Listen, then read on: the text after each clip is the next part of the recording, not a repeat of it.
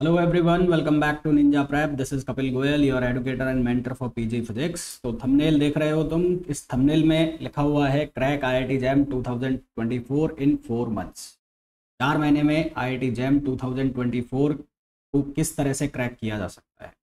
तो ये वीडियो सभी स्टूडेंट्स के लिए है जो आईआईटी जैम की प्रिपरेशन या तो कर रहे हैं, या उन्होंने अभी कुछ दिन पहले फॉर्म फिल किया है, और या वो अगले आने वाले कुछ हफ्ते में या कुछ कहें कि 5-10 दिन में फॉर्म भरने वाले हैं अपने दोस्तों से इन्फ्लुएंस होकर।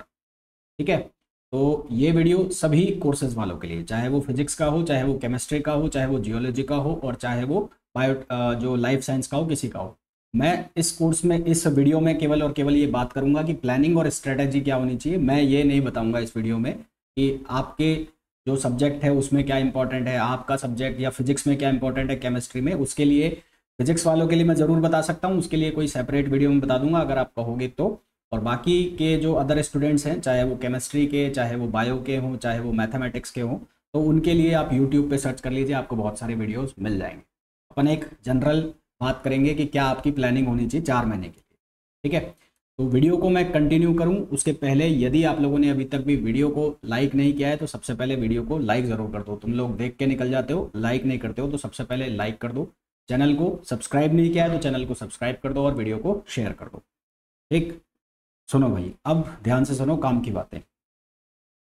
आईआईटी जैम का जो एग्ज़ाम होता है, हालांकि बहुत सारे लोगों को पता है, जिन लोगों को नहीं पता है या जिन्होंने अभी फॉर्म फिल किया है कुछ एक दिन पहले ही, तो मैं बता दूं आईआईटी जैम का जो एग्ज़ाम है वो आईआईटी से या एनआईटी से, या जो पार्टनर इंस्टीट्यूट्स होते हैं, है ना, पार्टनर इंस्टीट्यूट्स मतलब आईआईएससीआर और ये जितने भी साइंस एंड रिसर्च इंस्टीट्यूट्स होते हैं, जो कोर्स जो जो आईआईटी जैम का स्कोर कंसिडर करते हैं, तो उनसे मास्टर ऑफ साइंस करने के लिए आपको ये एग्ज़ाम देना होता है ना। ये एग्ज़ाम कौन कौन दे सकता है? ये एग्ज़ाम दे सकता है बीएससी फिजिक्स वाले स्टूडेंट्स, मैथमेटिक्स वाले स्टूडेंट्स, ये एग्ज़ाम केमिस्ट्री के लिए दिया जा सकता है, ये एग्ज़ाम बायो जो लाइफ साइंस वाले स्टूडेंट्स हैं वो दे सकते हैं। इसके अलावा ये एग्ज़ाम जियोलॉजी वाले स्टूडेंट्स दे सकते हैं, इकोनॉमिक्स वाले दे सकते हैं ना, बायोटेक में एग्ज़ाम दिया जा सकता है। तो सभी के लिए ये एग्ज़ाम होता है। एग्ज़ाम का जो पैटर्न होता है वो पैटर्न क्या होता है, इसमें 3 सेक्शन आते हैं। ठीक है, साफ साफ लिखा हुआ है यहाँ पर 3 सेक्शन आते हैं, और ये 3 जो सेक्शन होते हैं, ये सेक्शन ए, सेक्शन बी और सेक्शन सी। ये जानना इसलिए ज़रूरी है क्योंकि जो मैं आगे प्लानिंग और स्ट्रेटजी आपको बताऊंगा, तो ये बताने के पहले आपको ये चीज़ें जानना ज़रूरी है। आती है तो बहुत अच्छी बात है, स्किप करके आगे करके देख सकते हो, और नहीं आती है तो सुन लो ध्यान से। तो सेक्शन ए जो है उसके अंदर टोटल नंबर ऑफ क्वेश्चन आते हैं 30। सेक्शन ए के अंदर कुल जो क्वेश्चंस आते हैं वो आते हैं 30 क्वेश्चन आते हैं ना, 30 क्वेश्चंस आते हैं।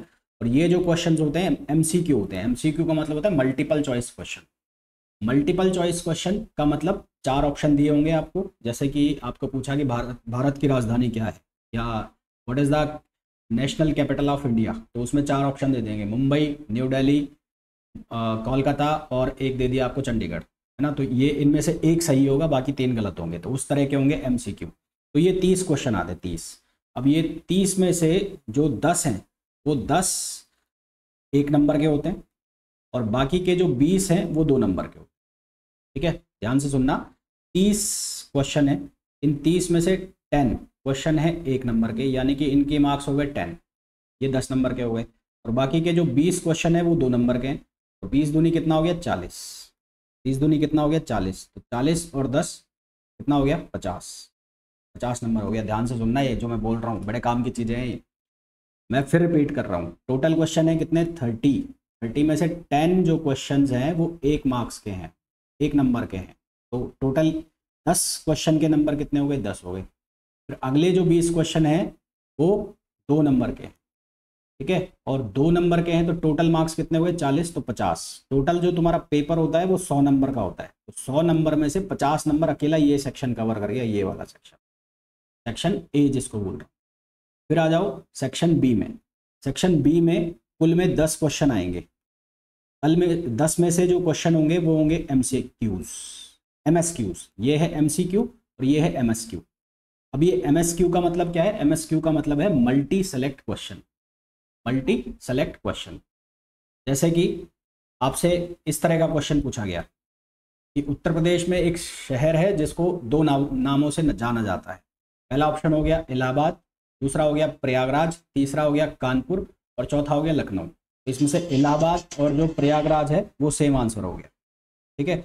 इलाहाबाद और जो प्रयागराज है वो सेम आंसर हो गया। तो इस तरह के जो क्वेश्चन होंगे जिसमें एक क्वेश्चन के एक से ज़्यादा आंसर होंगे उसको हम कहेंगे मल्टी सेलेक्ट क्वेश्चन। अब ये मल्टी सेलेक्ट क्वेश्चन कितने होंगे 10, और ये कितने नंबर के होंगे 2 नंबर के। तो कितना हो गया 10 × 2 कितने मार्क्स हो गए 20, कितने मार्क्स हो गए 20, ठीक। अभी नेगेटिव मार्किंग के बात नहीं कर रहा हूँ, नेगेटिव मार्किंग की अभी बात करेंगे। फिर आता सेक्शन सी। सेक्शन सी में टोटल क्वेश्चन आएंगे 20 में से ये जो 20 क्वेश्चन होंगे न्यूमेरिकल आंसर टाइप के होंगे, जिस तरह के तुम्हारे बीएससी सेमेस्टर एग्जाम में न्यूमेरिकल नहीं आते, न्यूमेरिकल लिख के छोड़ दिया आंसर नहीं पता, तो उस तरह के क्वेश्चन होंगे। ये क्वेश्चन होंगे कितने 10, ये क्वेश्चन कितने होंगे 10 question 1 mark each and 10 question of जो है 2 मार्क्स, यानी कि ये 10 × 1 कितने के हो गए 10 नंबर के। और ये जो क्वेश्चन है ये कितने हो गए 20, 10 क्वेश्चन 10 होंगे 2 नंबर के, तो ये कितने हो गए 30। टोटल मार्क्स कितने हो गए 100 में से 50 नंबर का अकेला सेक्शन ए है, 20 नंबर का सेक्शन बी है और 30 नंबर का सेक्शन सी है, ठीक है। तो सेक्शन सी जो है वो 30 मार्क्स का, सेक्शन बी जो है वो 20 मार्क्स का और सेक्शन ए जो है वो 50 मार्क्स का है। ये चीज़ तुम्हें बहुत अच्छे से क्लियर होनी चाहिए। अगर आज से पहले क्लियर थी तो बहुत अच्छी बात है, नहीं है तो आज क्लियर कर लो। अब नेगेटिव मार्किंग की बात सुनो। नेगेटिव मार्किंग जो है वो सेक्शन ए के अंदर नेगेटिव मार्किंग है, और वो नेगेटिव मार्किंग क्या है, 1 नंबर वाला जो क्वेश्चन होगा उसके लिए नेगेटिव मार्किंग है 1/3, और जो 2 नंबर वाला क्वेश्चन होगा उसके लिए नेगेटिव मार्किंग है 2/3। तो 1/3 और 2/3 नेगेटिव मार्किंग है। सेक्शन बी में और सेक्शन सी में कोई नेगेटिव मार्किंग नहीं है। यहाँ तक मेरे हिसाब से तुम्हें सब समझ में आ गया होगा कि एग्जाम पैटर्न क्या है। इससे पहले पता था तो बहुत अच्छी बात है, नहीं पता था तो आज सुन लिया और इसको दिमाग में फिट कर लेना। अब मैं ये बात करने वाला हूँ कि तुम्हारी प्लानिंग और स्ट्रेटेजी किस हिसाब से रहनी चाहिए, किस बच्चे की किस हिसाब से रहनी चाहिए। वीडियो को आगे कंटिन्यू करूं उसके पहले जिसने अभी तक भी लाइक नहीं किया है प्लीज़ पहले वीडियो को लाइक कर दो। तुम लोग लाइक नहीं करते हो ना चैनल को सब्सक्राइब करते हो। हमारी आदत होती है देख लिया चलो निकलो, बाद में देख लेंगे, कभी ये आदमी बोलता रहता है कुछ भी डेली। तो आगे बात करते हैं हम। तो यहाँ तक तो एग्जाम पैटर्न पता लग गया।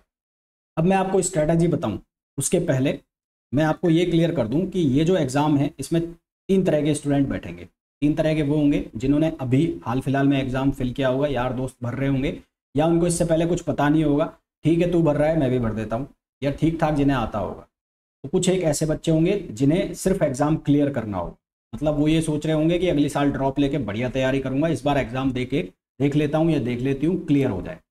एक बच्चा ऐसा होगा जिसको ठीक ठाक नॉलेज होगी पर इतनी ज़्यादा नहीं होगी, तो उसको रैंक लानी है, ठीक है, उसको क्या लानी है रैंक लानी है, उसको टॉप वॉप करने से कोई मतलब नहीं है, उसको रैंक लानी है।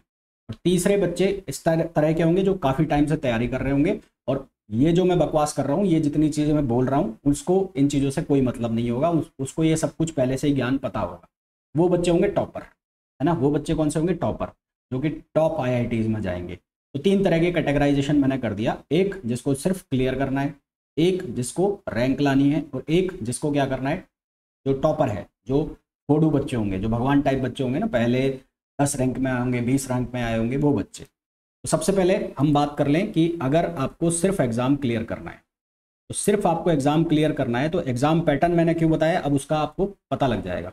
एग्ज़ाम सिर्फ आपको क्लियर करना है तो सेक्शन ए जो है, सेक्शन ए ये कितने मार्क्स का है 50 नंबर का है।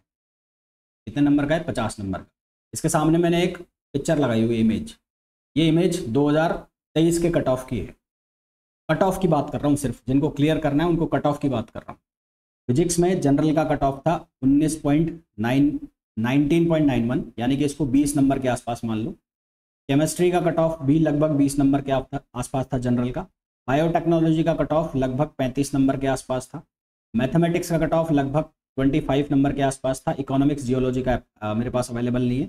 स्टैटिस्टिक्स का जो कट ऑफ था वो लगभग 23 नंबर के आसपास था।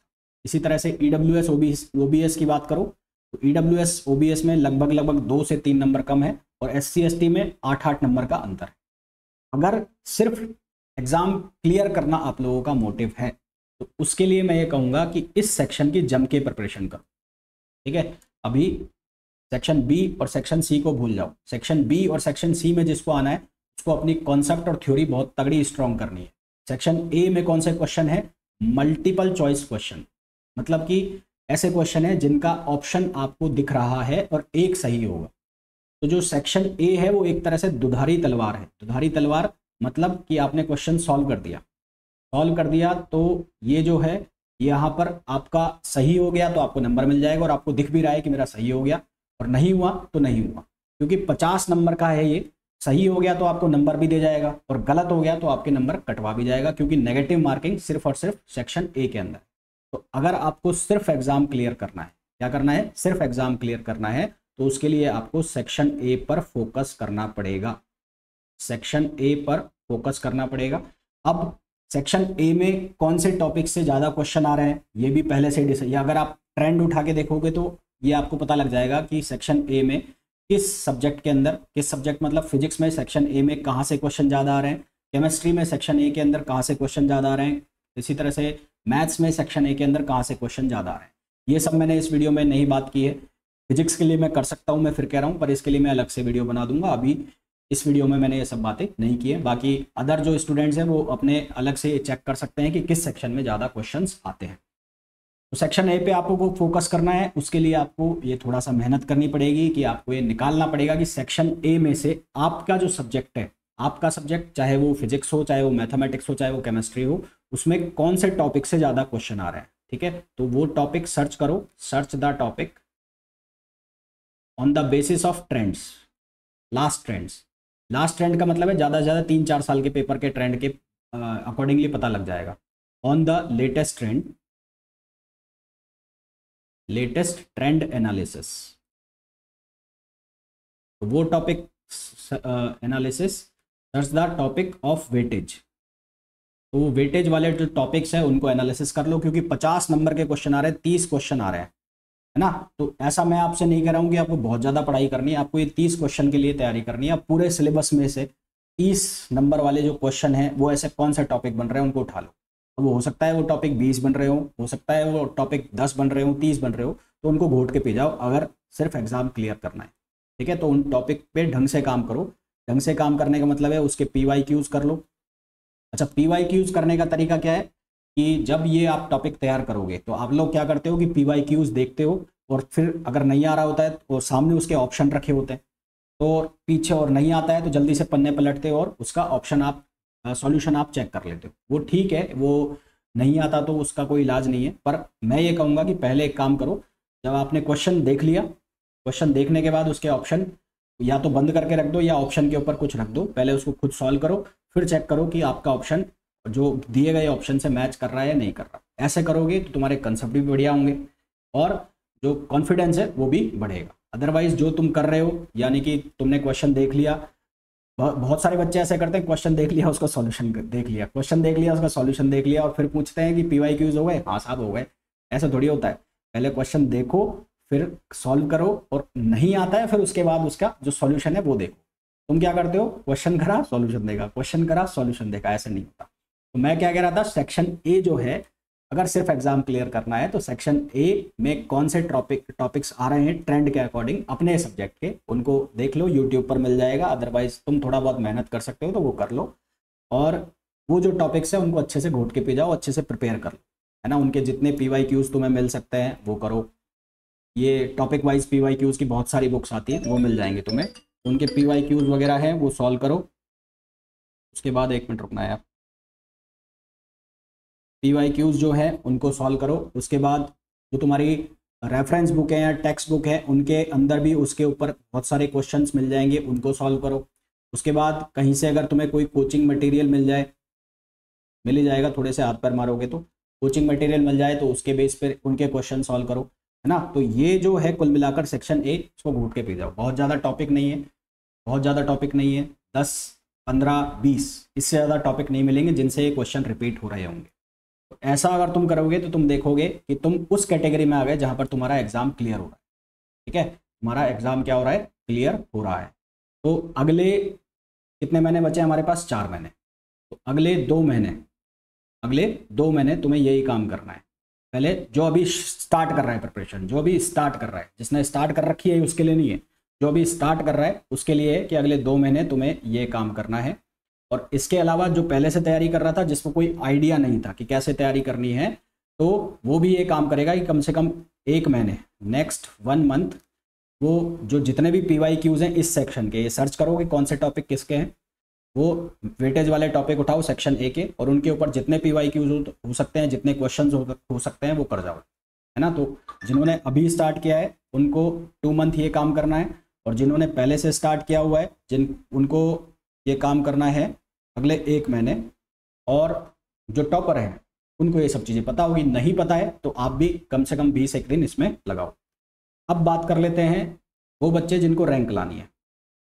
जब ये मैं वीडियो बना रहा हूँ और 2 महीने तक तुमने ऐसा काम किया जो मैंने बोला, जो जिसने अभी स्टार्ट किया है प्रिपरेशन करना, या जिसको पता नहीं था कि क्या करना है, तो हो सकता है कि 1 महीने बाद या 2 महीने बाद जब वो ये क्वेश्चन कर ले तो उसका हृदय परिवर्तन हो जाए, मतलब उसको ये लगने लग जाए, कॉन्फिडेंस आ जाए कि नहीं यार अब तो रैंक भी आ जाएगी, ये मैंने कर लिया है, ठीक है। या जो बच्चा पहले से सोच के बैठा है, जिसके दिमाग में NITs और IITs के सपने चलते हैं, तो जिसको जाना है IIT में, तो अब ये उन बच्चों के लिए। तो रैंक, सबसे पहला काम आपने क्या कर लिया, एग्जाम क्लियर हो गया, क्योंकि टॉपर तब बनोगे, रैंक तब आएगी जब एग्जाम क्लियर हो जाएगा। तो सबसे पहला काम हमें क्या करना है, रैंक लानी है। अब उसके बाद हमें क्लियर करना है, अब लानी है हमें रैंक। अब रैंक लाने के लिए कौन सा सेक्शन है, सेक्शन B। सेक्शन B, अब सेक्शन B में क्या है, MSQ है। प्रो MSQ कितने हैं, कुल MSQ हैं 10 MSQ हैं, और 10 MSQ कितने नंबर के हैं, 20 नंबर के, ठीक है। MSQ हैं 10, और ये कितने नंबर के, 10 × 2 20 मार्क्स, 10 × 2 20 मार्क्स। तो 20 मार्क्स के हिसाब से अगर मैं बात करता हूँ, यहाँ पर पहली चीज़ तो यहाँ पर नेगेटिव मार्किंग नहीं है, no negative marking, negative marking यहाँ पर नहीं है। और यहाँ पर MSQ है, यानी कि एक से ज़्यादा ऑप्शन होंगे, more than one option, more than one option. More than one option का मतलब ये होगा कि आपको, जैसे मैंने अभी एक एग्जांपल दिया था कि यूपी में ऐसा कौन सा शहर है जिसको 2 नामों से जाना जाता है, उसका एक ऑप्शन था इलाहाबाद, एक ऑप्शन था प्रयागराज, एक ऑप्शन था कानपुर, एक था लखनऊ। अब मान लो कि आपको दोनों आंसर पता है, तो आपको मार्क्स मिलेंगे, है ना। कितने नंबर का है, 2 नंबर का। कितने नंबर का है, 2 नंबर का। तो अगर आपको दोनों पता है तो आपको नंबर मिल जाएंगे। मान लो कि आपको ये पता है प्रयागराज है, और पहले उसका नाम क्या था, इलाहाबाद था, आपने इलाहाबाद का ऑप्शन टिक नहीं किया, आपने प्रयागराज का कर दिया, और आप ये सोच रहे हो कि मेरे को 2 में से 1 नंबर मिल जाएगा, तो ऐसा नहीं है। तो वो पार्शली मार्किंग जो है, पार्टली मार्किंग, वो नहीं होगी। अगर आप दोनों ऑप्शंस लगाओगे तो आपको आंसर मिलेंगे, और नहीं लगाओगे तो आंसर नहीं मिलेंगे, यानी कि एक भी करेक्ट है दोनों में से तो भी आपको नंबर नहीं मिलेंगे। तो ये सेक्शन उन लोगों के लिए जिनके कॉन्सेप्ट्स वगैरह थोड़े ठीक हो चुके हैं, कॉन्सेप्ट्स एंड थ्योरी ठीक ठाक है, गुड है, गुड। तो ये सेक्शन उन लोगों के लिए, इसमें नेगेटिव मार्किंग वगैरह तो कोई है नहीं, नेगेटिव मार्किंग नहीं है, तो इसमें ऐसा कोई डरने वाली बात नहीं है। पर इसको अटेम्प्ट तभी करना, इसको अटेम्प्ट तभी करना जब आता हो, क्योंकि 2 आंसर आपको निकालना है। मान लो कोई न्यूमेरिकल फंस गया, अब उस न्यूमेरिकल में आपको 2 आंसर निकालने पड़ेंगे। इसमें वो 2 आंसर जब तक नहीं निकलेंगे, एक आंसर निकालने के बाद भी नंबर नहीं मिलेगा, मतलब मेहनत कर ली, मेहनत करने के बाद भी नंबर नहीं मिलेगा अगर दूसरा रिजल्ट भी नहीं आ रहा है। तो ये सेक्शन आप तभी ट्राई करें, या इस सेक्शन के लिए तभी जाएं जब आपकी ठीक ठाक थ्योरी वगैरह क्लियर है। तो इसके लिए आप क्या करोगे कि सबसे पहले ट्रेंड एनालिसिस के अकॉर्डिंग, ट्रेंड एनालिसिस के अकॉर्डिंग ये चेक करो कि वेटेज वाले टॉपिक कौन से हैं सेक्शन B के,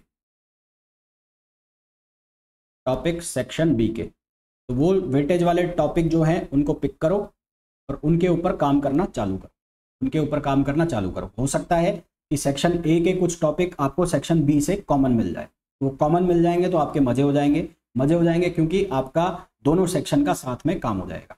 अब मैंने कहा रैंक लानी है, पहले मार्क्स, पहला जो सेक्शन था वो कितने नंबर का था, 50 नंबर का। दूसरा जो सेक्शन है वो कितने नंबर का हो गया, 20 नंबर का। टोटल पहुंच गए आप 70 मार्क्स तक। टोटल कहाँ तक पहुंच गए, 70 मार्क्स तक पहुंच गए। अब रैंक का मतलब है कि जैसे मैंने आपको ये बताया कि यहाँ पर सिर्फ आपका एग्जाम क्लियर हो रहा है इस इतने नंबर के ऊपर ना, लगभग इतने नंबर पर एग्जाम क्लियर हो जाता है। रैंक लाने का मतलब है यदि आपको IITs में जाना है, फॉर IITs,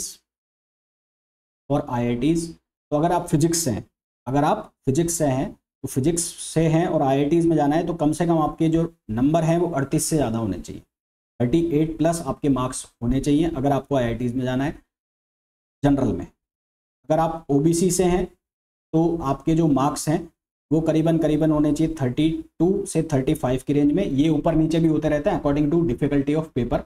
और अगर आप एससी से हैं या एसटी से हैं तो आपके जो आईआईटीज़ में जाने वाले मार्क्स हैं वो करीबन होने चाहिए 25 नंबर के आसपास, या इससे भी 2-3 नंबर कम चलते हैं।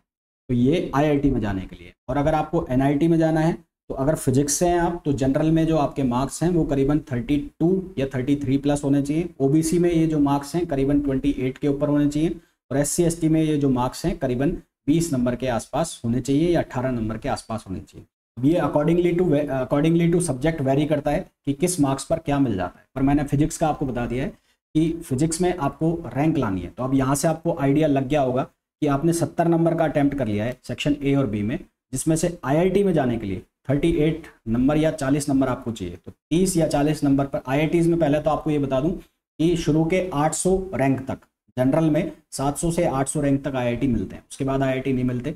एनआईटीज़ जो हैं वो मिल जाती है हमें 1600 रैंक तक। तो 800 या 1000 रैंक तक लाने के लिए हमें कम से कम 40 नंबर या 40 के ऊपर नंबर चाहिए होते हैं, कम से कम 40 का टारगेट तो लेके चलना। तो 70 में से 40 ला सकते हो तो रैंक लगेगी, ठीक है। और अगर एनआईटीज़ की बात करूं तो 1500 तक, 1500-1600 तक रैंक तक, 4th राउंड तक आते आते एनआईटीज़ मिल जाते हैं। तो एनआईटीज़ में अगर जाना है तो कम से कम आपके 32 नंबर से 32 मार्क्स के ऊपर ऊपर होने चाहिए जनरल में। ओबीसी के लिए वो 28 या 30 नंबर का होगा, एससी एसटी के लिए वो लगभग 21-22 नंबर के आसपास होगा, ठीक है। इसी तरह से बाकी सब्जेक्ट्स के भी होते हैं, जैसे केमिस्ट्री का फिजिक्स के लगभग आसपास ही चलता है। मैथमेटिक्स का थोड़ा सा नीचे रहता है, ज़्यादा नहीं रहता, 1-2 नंबर का डिफरेंस रहता है। जियोलॉजी में थोड़ा सा ज़्यादा रहता है। बायोटेक का जो है उसमें कट ऑफ थोड़ा सा ज़्यादा रहता है। तो यहाँ तक आ गई रैंक। अब आपको बनना है टॉपर। टॉपर बनना है मतलब आपको आना है अंडर 100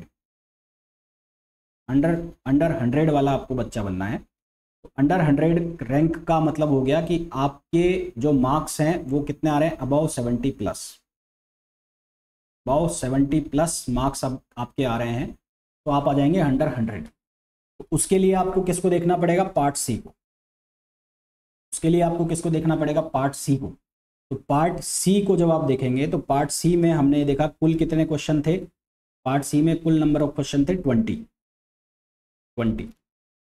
इसमें से 10 क्वेश्चन 1 नंबर के और 10 क्वेश्चन 2 नंबर के, टोटल हो गए 30 नंबर के। तो ये जो 30 नंबर है ये डिसाइडिंग करेंगे, ये डिसाइडिंग है, डिसाइड योर रैंक। और ये नेट टाइप के क्वेश्चन है। नेट टाइप का मतलब न्यूमेरिकल एप्टीट्यूड। ये क्वेश्चन कौन से हैं, न्यूमेरिकल एप्टीट्यूड वाले हैं।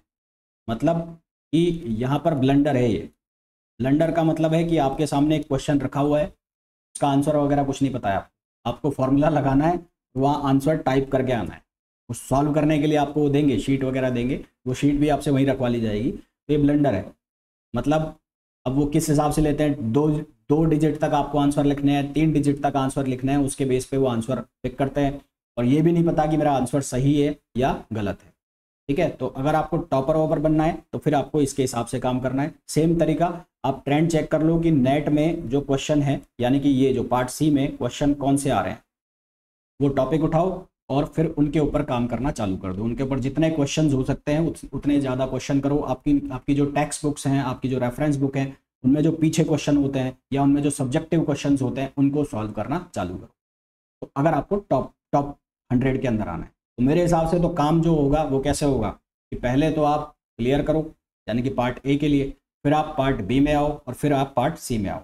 अब जो बच्चे को क्लियर करना है, सिर्फ जिसने अभी हाल फिलहाल में सोचा है आईआईटी जैम के बारे में, वो आगे सोच रहा है कि आगे तैयारी वैयारी करूँगा, तो उसके लिए तो मैं ये कहूँगा कि वो क्लियर, जो मेरा पहला वाला पार्ट था जिसमें जिसको सिर्फ एग्ज़ाम क्लियर करना है वो उसके हिसाब से काम करे। फिर जिसने थोड़ी पहले से तैयारी स्टार्ट की हुई है और जिसको रैंक लानी है, टॉपर वॉपर नहीं बनने का सपना है, वो इस हिसाब से काम करे। और जिसको टॉपर बनना है, टॉपर बनने वाले को इस हिसाब से काम करना है। अब मैं ये नहीं कह रहा कि जिसको रैंक लानी है वो यहाँ पर काम नहीं करे या इसके लिए नहीं देखे। पर इसके लिए वो इतना ज़्यादा एफर्ट ना मारे, पहले सेक्शन ए और सेक्शन बी को अपने को बहुत अच्छे से क्लियर करे। उसके बाद इसमें मान लो आपको 10 टॉपिक मिलते हैं, है ना, आपके कंसेप्ट वगैरह इतने अच्छे नहीं है, मान लो इस सेक्शन में जब आपने ट्रेंड एनालिसिस को चेक किया आपको 10 टॉपिक मिलते हैं, कोई भी 4 टॉपिक या कोई भी 5 टॉपिक उनके ऊपर काम कर लो जिनको रैंक लानी है, ठीक है, जिनको रैंक लानी है। हो सकता है वो बीच में लटक भी जाए तो उनको सी में अटेम्प्ट मारने पड़ेंगे, तो ये 4 या 5 टॉपिक अच्छे से प्रिपेयर कर लो। 10 के 10 में करने के चक्कर में पड़ोगे तो फंस जाओगे। और जो बहुत पहले से तैयारी कर रहा है, 1 साल से तैयारी कर रहा है, या जो पिछले 1.5 साल से तैयारी कर रहा है, फोकस करके बैठा है IIT JAM के ऊपर, तो उनको तो ये सारी कहानी पता होगी कौन सी चीज़ें कहाँ से पढ़नी है। तो ये तो बात हो गई कि आपको किस हिसाब से प्रिपेयर करना है, आपकी जो सोच है, मतलब आप किस पर्सपेक्टिव के हिसाब से काम कर रहे हो, उसके अकॉर्डिंगली अब आपको ये चीज़ें चेक करनी है। आपको ये देखना है कि कौन से टॉपिक का क्या वेटेज है, किस सेक्शन में कहाँ से आ रहे हैं, तो उसके लिए थोड़ा सा आपको मेहनत करनी पड़ेगी। इवन आप YouTube पे भी सर्च करते हो तो उसके लिए भी थोड़ी सी मेहनत तो करनी पड़ेगी ना, टाइप वाइप करने वाली, वो आपको मेहनत करनी पड़ेगी। फिजिक्स वालों के लिए मैं बना सकता हूँ, अगर आपके कमेंट्स आएंगे, आपके ठीक ठाक जो लाइक्स वगैरह रहेंगे, कमेंट्स वगैरह आएंगे, तो फिजिक्स वालों के लिए मैं बना दूंगा। अभी इस वीडियो में मैं वो बात नहीं कर रहा हूँ। उसके बाद ये मैंने आपको बता ही दिया है इंपॉर्टेंट क्या है वो देखो। और उसके बाद फिजिक्स के जो स्टूडेंट्स हैं उनके लिए मैं क्रैश कोर्स ला रहा हूँ, फ्री क्रैश कोर्स रहेगा ये YouTube के ऊपर, है ना, ये YouTube के ऊपर फ्री क्रैश कोर्स रहेगा। 5 अक्टूबर से ये क्रैश कोर्स चालू होगा, 5 अक्टूबर से, और ये 90 डेज का रहेगा, 90 डेज का रहेगा, हो सकता है इससे पहले भी ख़त्म कर दें। 90 डेज क्रैश कोर्स रहेगा ये। इस क्रैश कोर्स का पूरा स्केड्यूल मैं अगले 3-4 दिन में अपलोड कर दूंगा YouTube यहाँ पर ही वीडियो, वो आप देख लेना। तो उसके अकॉर्डिंगली इस पे जो क्लासेस है वो आएंगी, ये रिकॉर्डेड वीडियोस आएंगे YouTube के ऊपर, लाइव क्लास नहीं आएंगी। लाइव क्लास हो सकता है मैं लास्ट में ले लूँ दिसंबर के टाइम पे, अभी लाइव क्लासेस में नहीं आएंगी, इतना टाइम नहीं होता है। तो अगर आप फिजिक्स से हैं, फिजिक्स से प्रिपरेशन कर रहे हैं, तो आप मेरा जो टेलीग्राम ग्रुप है जिसका ये लिंक भी यहाँ पर दिया हुआ है, इसको आप ज्वाइन कर सकते हैं। इसके अलावा व्हाट्सएप ग्रुप को ज्वाइन करने के लिए डिस्क्रिप्शन में डिटेल्स दी हुई हैं, उसको फॉलो करके आप व्हाट्सएप ग्रुप को भी ज्वाइन कर सकते हैं। ये जितने भी मैं वीडियो बोल रहा हूँ ये सारे के सारे सबसे पहले इन्हीं जो ग्रुप्स हैं इनके अंदर आएंगे, चाहे वो टेलीग्राम ग्रुप हो और चाहे वो व्हाट्सएप ग्रुप हो। इसके अलावा मैंने कुछ पहले भी वीडियोस बनाए हुए हैं IIT JAM के ऊपर, वो भी आप लोगों के लिए हेल्पफुल हो सकते हैं। जैसे कि आप प्लेलिस्ट चेक करेंगे तो मॉडर्न फिजिक्स के ऊपर मैंने 7-8 वीडियो किए हुए हैं, वो आप देख सकते हैं। इसी तरह से ऑप्टिक्स के ऊपर मैंने काफ़ी सारे वीडियोस किए हुए हैं। इसी तरह से अगर मैं बात करूं तो EMT यानी कि इलेक्ट्रिसिटी एंड मैग्नेटिज्म के ऊपर मैंने वीडियोस किए हुए हैं, प्लेलिस्ट में आप जाएंगे तो मिल जाएंगे आपको। थर्मोडाइनमिक्स के ऊपर मैंने वीडियोस किए हुए हैं और थर्मोडाइनमिक्स के इंपॉर्टेंट क्वेश्चंस के ऊपर भी वीडियोस किए हुए हैं, ठीक है। तो इस तरह से अगर आप प्लान करेंगे, अपनी स्ट्रेटेजिक प्रिपरेशन करेंगे, देखो प्रिपरेशन हर कोई करता है, पर एग्जाम ओरिएंटेड प्रिपरेशन हमें करनी है। हमें एग्जाम को समझना है पहले कि इस एग्जाम की नीड क्या है, और उसके हिसाब से हमें प्रिपरेशन करनी है। ऐसा करोगे तो आपके पार होने के चांसेस ज़्यादा होंगे, मतलब एग्जाम्स में निकलने के चांसेस ज़्यादा होंगे। और कुछ भी कैसा भी कुछ भी करोगे, इसने कह दिया वो पढ़ ले, उसने कह दिया वो पढ़ ले, तो फिर मामले हो जाएंगे ख़राब। पहले ये समझो कि एग्ज़ाम की नीड क्या है, मेरे को क्या चाहिए। मेरे को अगर एग्ज़ाम क्लियर करना है तो मेरे को ये पढ़ना है, मेरे को रैंक लानी है तो मेरे को ये पढ़ना है, तो मेरे को टॉप करना है तो मेरे को ये पढ़ना है। अब आपकी क्या पोजीशन है वो आपसे बेहतर कोई नहीं जानता। वीडियो को लाइक ज़रूर कर देना, चैनल को सब्सक्राइब नहीं किया है तो प्लीज़ चैनल को सब्सक्राइब कर देना और शेयर भी कर देना। मिलते हैं नेक्स्ट वीडियो में, till then thank you, bye bye.